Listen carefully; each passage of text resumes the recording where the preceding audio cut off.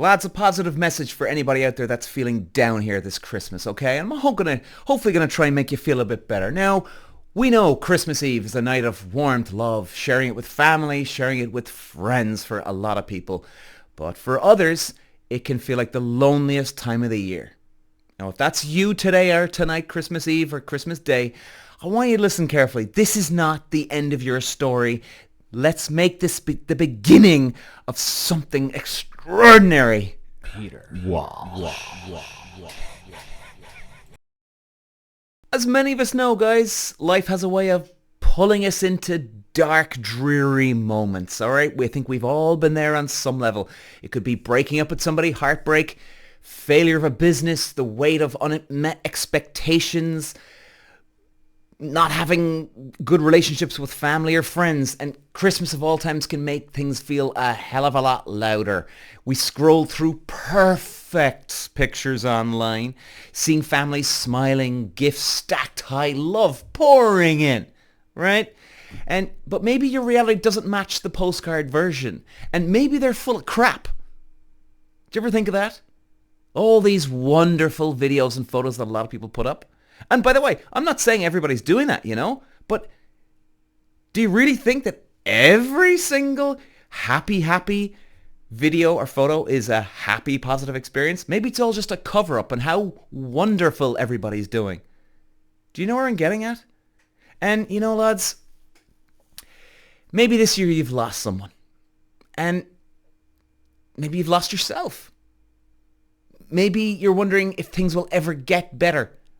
I've been there. Let me tell you about my scenario here, lads, okay? And, maybe you can relate to it, maybe not. I'm sure on some level you will be able to relate. And by the way, there's no doubt there's people has had a touch wood for me a lot worse than me out there. We've all been betrayed by someone close, whether it's a family member or a friend, okay? Or you've lost something. For me, lads, it was when I was a racing driver. Now, many of you know that I was. And for 13 years, since I was 10 years of age, that's all I knew. That was my school. That was my high school, my college degree, right? It was everything in my life. That's all I knew. Imagine being 10 years of age and that's all you do. Like that's what I was growing up with. And it all got taken away when I was 24 years of age. I didn't know myself. I mean, in many ways, lads, racing are these type of careers, it's built on ego. Your whole goal is to win races, win championships. In other words, in many ways, you're saying to other people, I'm better than you. So it really is a lot of ego-driven sports that we have out there. And that's Fantasyland. It is. A lot of it is Fantasyland when you break it down. I mean, to try and adjust after that, wondering who the hell am I, it took me 15 years to actually even get an idea of who I was after racing. I am not joking you. 15 years, 1-5. Now, I definitely knew the competitive side of myself. I know that I have a focus, a determination to win, right? And not let someone get the better of me, okay? Yeah, I knew that side of myself. But then there was the other side, the dark. And believe me, even though the dark, for me, could be a, normal life for everybody else, right? Because a lot of people don't do the going into sports. So you're used to normal life. But for me, normal life, I'm not saying it's dark for everyone, by the way, and, I look down on it. No, what I'm saying is, for me, because I came from a racing world, it was the dark light because I never knew what normal life was like. Now, I did go through some hardships when I knew guys that I used to race against. Some of them died, even in the same racing classes as me. Very tough to battle through that and get back on the horse. So I know what loss is like on that. I'm no stranger to death. I'll put it that way to you. I'm no stranger to death. But then you go into after racing. Who the hell is Peter? First Christmas, diabolical. I was lost, confused. I was putting on weight. I was not going to the gym. Didn't have a clue what that meant, right? And, then you go into relationships, you get heartbroken, you're like, oh my God. And, lads, even for some of you out there, because my life was driven on ego, then if I lost a girl or she didn't like me as much, it hit me harder because I still had that ego that I was holding on to. And, in many ways, I still do because I'm still trying to, I suppose, sharpen my sword and get rid of the crap. And the crap is ego. So my point, guys, here is a lot of the times, whether you were a race driver, sports figure, movie star, the greatest lecturer in college the world's ever seen, a lot of it can be based on our egos. And a lot of the times when we go through hardships, it can be based on ego. Now, of course, you lose a family member, things like this. That's not. Of course not. But take a look inside yourself. Maybe you've lost your loved one in your life. Maybe you've lost your best friend. Maybe you've lost that career that you were looking for. And, Christmas is the worst time of the year for you. Could it be that it's your ego eating away at you and the fact that other people look at you, you think that other people are looking at you and judging you, when actually at the end of the day, they don't give a toss. Even if they're delighted that you're down in the dumps, do you realize how much of a loser somebody is if they're genuinely happy that you're down in the dumps? Do you know how much of an absolute loser that person is?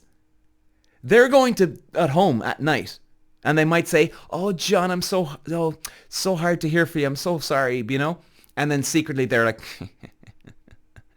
oh, John, gee, he's really struggling, isn't he? And then everybody has a circle and they're chatting away over a couple of beers or a cup of tea and coffee and they're talking about how miserable John's life is. And yet they're laughing about it. They're so happy in themselves. Do you realize how awful they feel when they go to bed? Do you really think that they're looking in the mirror at night going, that's my boy Peter. Good man. You were laughing at John there today.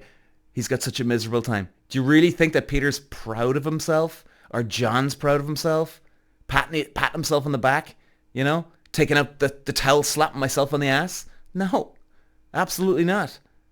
Now, I do get that sometimes it can be a bit of a relief too that, if you are going through bad times and if you're a humble person, you can still have a sort of a relief that, oh my God, I'm not the only one out there. It reminds you that other people are having a bad time, which that's okay, like it kind of takes a bit of pressure off. But those people that are actually having a real happy time that you're down in the dumps, and that's my point, lads. You might be afraid that because of your ego is in the way, then you're thinking everybody's judging you, laughing at you. First of all, they've had about 5 minutes of delight. Then they go back into their own little stupid, miserable existence. And then they're back thinking about themselves because they're that selfish. And believe me, you're getting 5 minutes of their time. Like, that's it. It's done, okay? They've forgotten about you after 5 minutes. Me included, everyone out there included. We're not important enough to be dropping our whole lives and thinking about someone else's life for more than 5 minutes. You know what I mean? Like, go back to a time when you heard that somebody's having a real bad time. Now look, maybe you were one of those people that was really delighted, or maybe you just felt a bit of relief that, oh, you're not the only one. How long do you think that you actually spent thinking about John or Mary that had a bad time? You probably spent the 5 minutes, right? And guess what? Now, I'm not, seriously, go back to that time. Think about it. You had your 5 minutes of it, right? And you're back into your own life thinking about, oh man, the dog is sick, and oh geez, I got to worry about my boss in the morning. You know what I mean? You're still right back in it, baby. You're taking a 5-minute detour and back on the gravy train. So my point, lads, is that a lot of times when we lose something or struggling, it can be our ego that gets in the way. Now, not every situation, of course. Now, but the thing is, guys, every story has a turning point, and maybe tonight's yours. grab it by the balls. Look around you. The Christmas lights, the flicker of a candle, the stars in the sky, they all remind us of one truth. The light always shines brighter in the darkness. And it doesn't matter how broken you feel, how far you've fallen. What matters is that you choose to stand up. Get up and go. Because that's the real winning in life. Going, going, going, going. You're going to fall. Keep going. You're going to fall. Keep going. You're not alone in this struggle. There's so many people that are in this. Somewhere out there, someone is fighting the same battle, believe you me, or even worse than you, waiting for a sign to keep going. Let this be your sign. Let it be your sign. Right? And look at it this way. Maybe you're miserable because you really care about life. Isn't that a good thing? Think about it. If you were really, truly, let's say, really, truly a depressed person in life, the chances are you wouldn't feel miserable about losing a friend or a career. You'd just be like, no, well, this is the normal self. I couldn't give a damn anyway. Right? Now look, hey, maybe I'm way off the cuff. But the point is this. You care. What does that tell you? That tells you that you want things to be good. You need things to be good. All right? You want things to be good. That means you've got some standards here. You want to have the perfect business. You want to have the perfect relationship. You want to have everything working out great. So that means that you do care.